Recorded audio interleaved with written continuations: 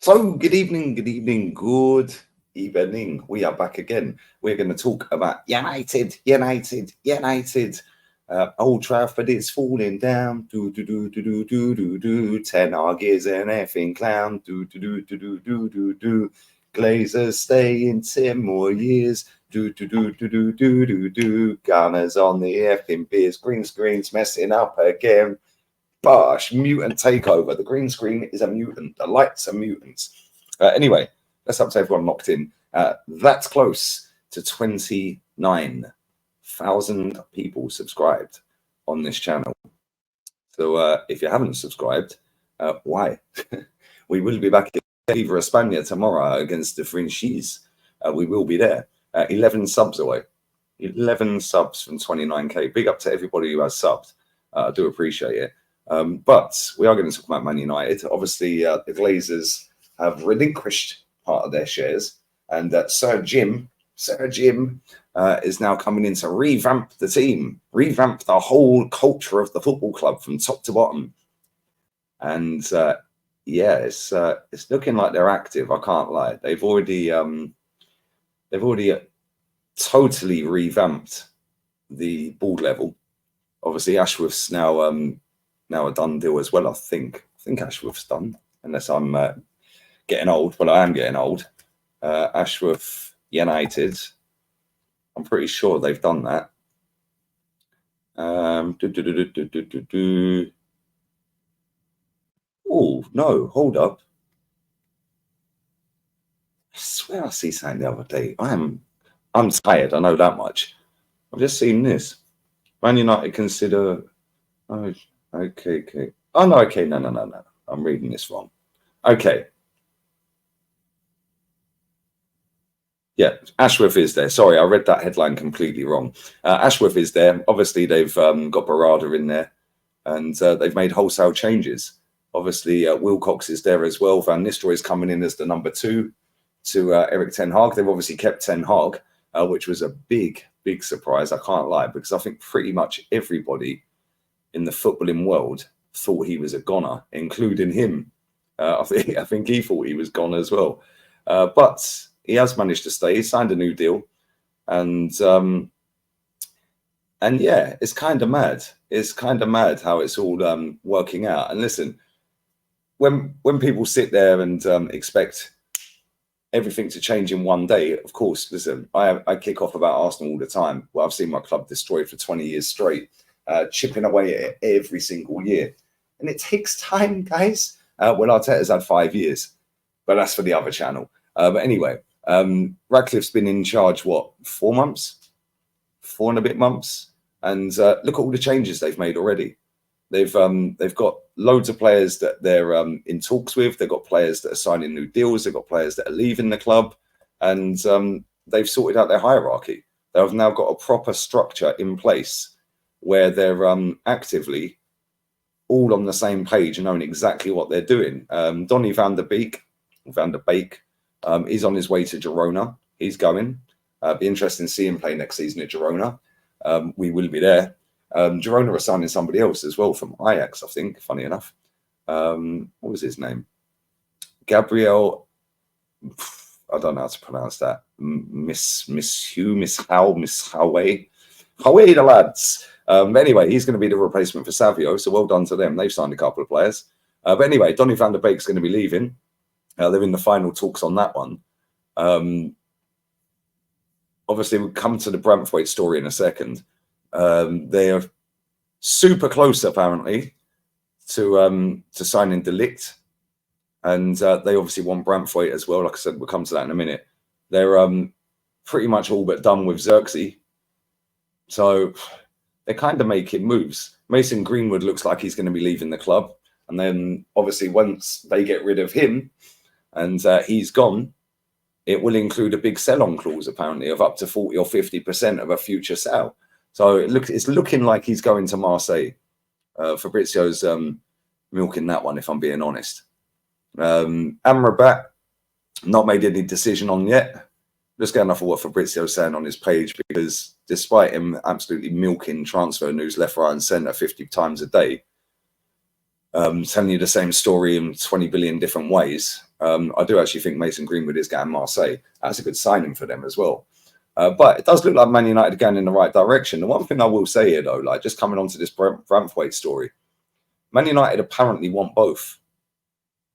Now, whilst that's great for Man United if they want two defenders and they're going to get them by the looks of it, even though the latest bid for Branthwaite is way below what Everton want, I do think they're going to end up getting him, because I don't think there's going to be another club willing to pay 60 odd million, 65, 70 million for him. And I think that Everton do need the money. Let's just be real with it. They do need the money.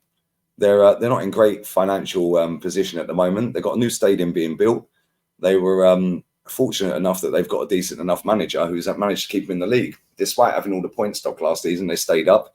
But you can't keep getting away with it. Can't keep getting away with it. And let's be real, he ain't worth 70 million quid.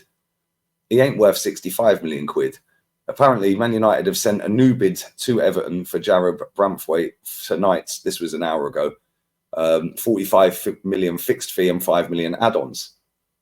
Is he worth 45 plus 5? Well, I suppose in this market, in today's football, he probably is worth that. But at the same time, Man United would probably pay a little bit more than that, but they're not getting anywhere near that 65. There's no way they're paying 65. The only way that goes 65 is if they pay like 50, 52, and then structure some add-ons or something that if they win a title, Champions League, stuff like that, FA Cup, League Cup, Europa League, whatever it may be, then it structures it up and they get all the add-ons, which total it to 65, because there ain't no way they're getting 65 million for him. I'm sorry.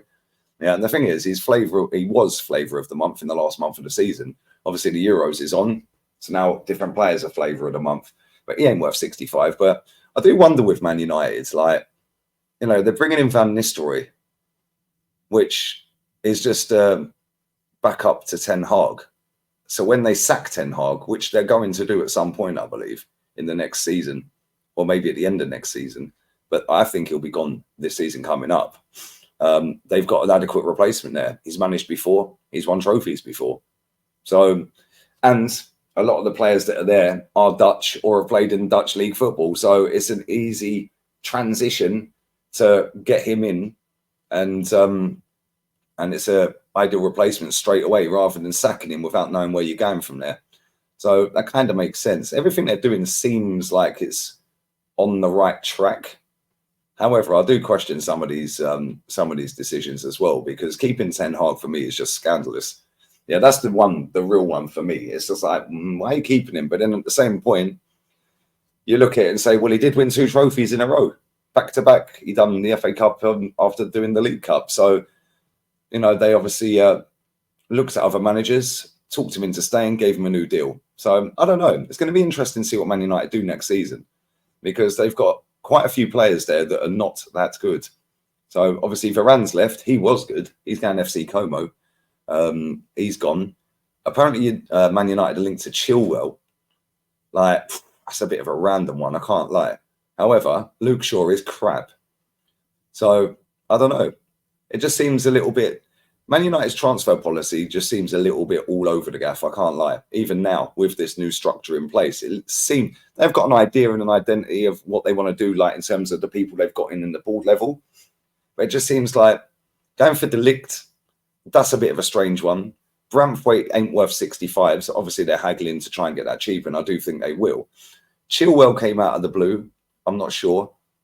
Mason Greenwood, I know a lot of Man United fans don't want him there because of the previous, but I think he's class. I can't lie. And it's about getting results on the pitch. I think he's a top player. I really do. Yeah. And then when you look at some of the other what's the name, Xerxes. I mean, you've already got Højlund there, and other than that, you have Rashford. So it kind of makes sense, but at the same time, it's again another unproven player from a different league that's going to come in. And now he's got to fit straight in, and now he's got to try and hit the ground running. And we've seen with Højlund, it ain't that easy for some of these players. Xerxes may come in and absolutely fly. However, the chances are he won't. It's going to take him time to bed in. I mean, De Ligt, to be honest, is still only 24, but at the same time, the fact that he's been all around Europe, been passed around like a peace pipe already, and then if he ends up at United, like, it's a bit of a weird one for me because this guy has fallen off a cliff. Yeah, Ajax, Juve, Bayern, and he's not amassed more than 80 games, according to, well, I'm on Wikipedia, actually, so that's probably not the best source, is it? 87 games for Juve, 53 for Bayern, and 77. I think that only counts league games, actually. I may be wrong. What's he done international level-wise? Yeah, 42 games. 42. And again, it's, I don't know, his injury record's not great. I don't think he's that good. And, yeah, the fact that Bayern are trying to get rid of him and they're happy to get rid of him and they're happy to sell him to Man United kind of tells you that he ain't there for me. I can't lie. But they do need strength in depth.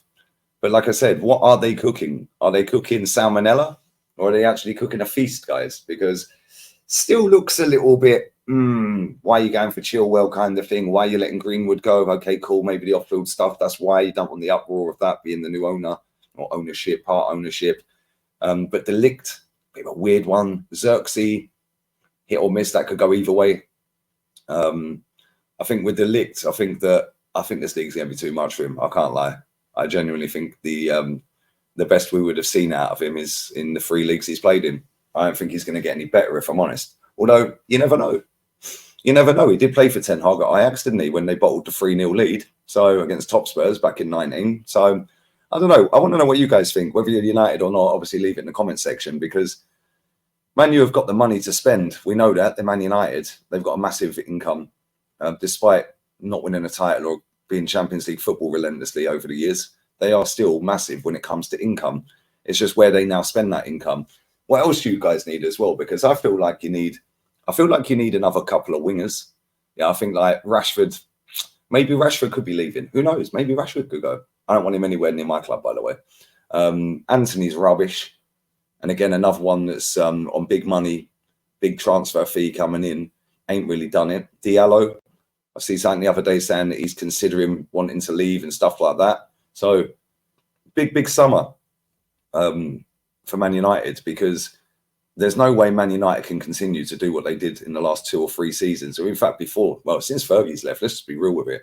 They've just gone up and down, up and down, up and down. They need to have up there all the time. I know you've won a couple of trophies and that's the aim of the game and I'll be over the moon. However, Man United should be the English Real Madrid. They should be winning title after title after title. They've got the income of Madrid. They've got a stadium the size of Madrid. They've got everything set in stone in terms of global fan base and so on and so forth to bring the revenue streams in.